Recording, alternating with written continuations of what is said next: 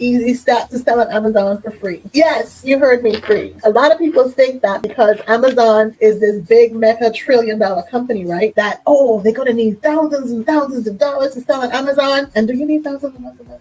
Nope, not You really. can actually do it for free, right? Do you believe that you can do it for free? Yes. You know, a lot of people don't realize that you can have a free store on Amazon. A lot of people don't really realize that. Why is that? Because we tend to think that, oh yeah, Amazon is a big billion-dollar business, and it's like, oh, I can't like get on there or like sell, but you can be able to sell on Amazon for free.